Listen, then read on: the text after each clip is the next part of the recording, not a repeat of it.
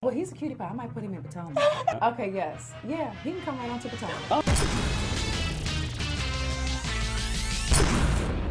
What's up, Skye Squad? We are back in the building, and yes, we got to get into some news today. We've got some tea on CANDIACE Dillard making some major power moves. We got some tea on the Real Housewives of Beverly Hills, and we also got to talk about Tracy and Tawanda. They are still going at it, okay? Still going at the thing, right?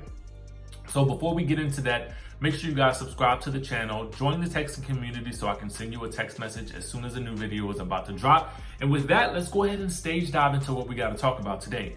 Now, for those of you guys who don't know, for the past several seasons, CANDIACE Dillard has faced quite a lot of speculation and controversy over the fact that she revealed on national television that her mother was helping her pay for her home, okay? Her mother was obviously paying for half the rent. She was very open and transparent about that on the show, on the Real Housewives of Potomac. And so that caused for a lot of tension with her and her castmates because they were speculating about all the other things that her mother was doing for her and paying for her and all that good stuff. Which raised an interesting question for, I would say a lot of the minority communities, is it a bad thing to have family that will help you pay for your home and that sort of thing in your adult years? Now, I feel like people have been split down the middle. Some people feel like, well, at this age, you should be paying for these things yourself. And then I feel like there's another half on the other side of the fence that says, you know what? If your parents want to help you pay for whatever it is that you need help with paying for, then let them pay for it. Why are we knocking that? So I guess some people feel like, you should be too grown for that. And a lot of other people feel like, hey, if the family wants to do that, let's let it rock, okay? But the great news now is that it sounds like CANDIACE doesn't have to worry about that any longer because she has just announced that she has purchased her first home, okay? Yes, congratulations are in order for CANDIACE Dillard as she and Kris have purchased their first home, and it looks to be a substantially large home from what I can tell. Now, I have seen additional details on the home, but I won't release that information here because I feel like that's, I'll leave that up to CANDIACE to tell that story and show that off and, perhaps show it on the next season of the Real Housewives of Potomac if she's on that next season as well as the rest of the ladies, if there is a next season, you know what I'm saying? We never know if there's going to be another season until, the information is dropped, but we can most assuredly assume that Potomac will be coming back, okay? It's made quite the impact this season. With regards to the new home, though, I feel like we've seen a glimpse of this new home, which apparently was finalized. The purchase apparently was finalized in October. Now, I feel like we've been seeing this in interview clips over the past, month, but I'm not quite sure. But it looks like this is possibly a sliver of the new home that we're seeing in this photo right here. So we'll just have to wait and see more as CANDIACE spills out more details, okay? So we're gonna move on from that and we're gonna talk about Real Housewives of Beverly Hills, okay? So here's the tea on what's going on in Beverly Hills. This is another show that has been shut down due to someone on production catching the Rona, okay? So here's what we know. We know that they haven't been given a date as to when they will resume filming. We also know that Kyle Richards posted on Thanksgiving that she was thankful for having Teddy Mellencamp deliver a Thanksgiving meal for her because she was too sick to cook. She wasn't feeling well. So with that news and with the news that production has shut down because a crew member had caught it, it's interesting how these things are playing out. Now, this is a similar situation to when we were told that Atlanta was also shut down because a crew member had indeed caught the Rona. But only weeks before that, we were told that Real Housewives of New York had shut down for 2 weeks because someone had caught the Rona. So it's quite interesting the way that things are playing out over these past couple of weeks. What I will say though is, while I'm happy that filming is resuming on these shows, I just have to say that, again, I said it before with the fall and winter, firmly here, we're firmly in fall and then winter is coming, okay?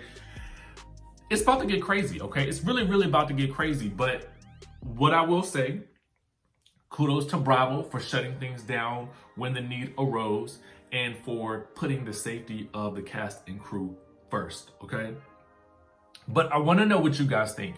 You know, we've heard that VH1 shows like Love and Hip Hop and Basketball Wives are filming in a bubble. Do you guys think that maybe this is something that should be done for the Real Housewives franchise as well as we move forward? I mean, I feel like it's going to be pretty hard to do something like that in New York City because of the way New York is sort of set up.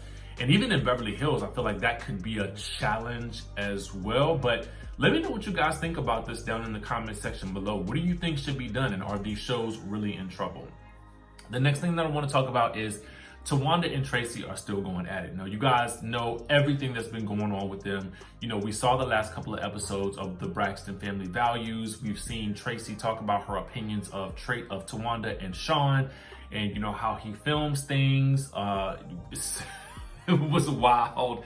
And you've seen our interview with Tracy Braxton where she revealed a lot of tea of what happened to her during the episode that we just saw last week with regards to Braxton family values. So there's a lot happening with the family.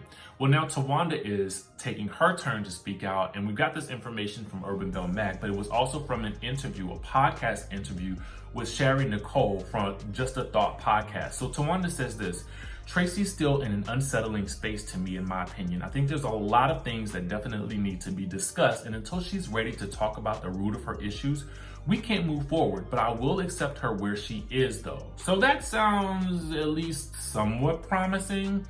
Tawanda then goes on to say, I don't like how, especially in the earlier seasons, I want to say seasons 3 or 4, how I personally was being portrayed as the jealous sister, the angry black woman, the woman who couldn't get her stuff together. I didn't like any of that because because they didn't show what I was doing, it made people's perceptions think she's doing this, this, and this, but that wasn't the case.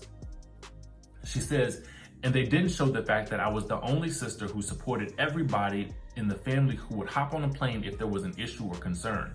I mean, they would see sprinkles of it, but they wouldn't see the whole gist of it. Like when it was Tracy's birthday and she was performing, I hopped on a plane to be there with her, but they showed that particular episode and scene with no one being there, but I was there. So, you know, we talked a little bit on our show here about how Tracy felt like she was portrayed on the show.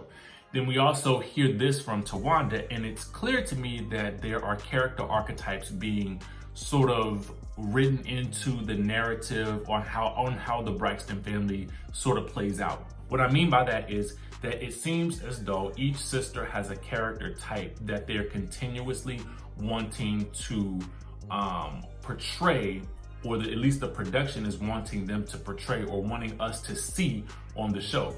For instance, we've always gotten Tamar being the diva, the fiery one. You know, Tony being kind of the one that's above it all. Trina, the one that's always in some sort of, you know, hot mess relationship situation, but now it looks like things have turned all the way around for her and she's finally found her Prince Charming. And with Tawanda, we've kind of gotten that she's been the sort of helper, the assistant, the help, you know what I'm saying, in some way, shape, or form. And then with Tracy, we got that she was the wannabe, you know, the person that was on the outs, the black sheep. And they've used that narrative as a through line throughout this particular show. And I feel like it's time that maybe we break that narrative. You know what I mean? I think it's a lot more interesting to show people how they actually really are versus trying to pin them into some character archetype that may or may not be true anymore. So it'll be interesting to see how these sort of things play out on Braxton Family Values.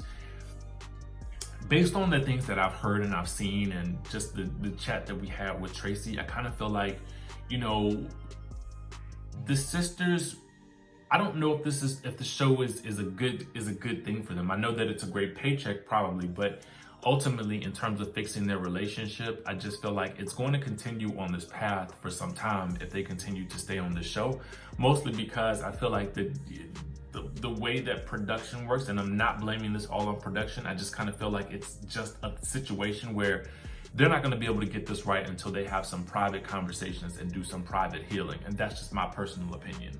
But what do you guys think? Let me know in the comments down below. Make sure you guys hit the subscribe button, and I will see you in the next video.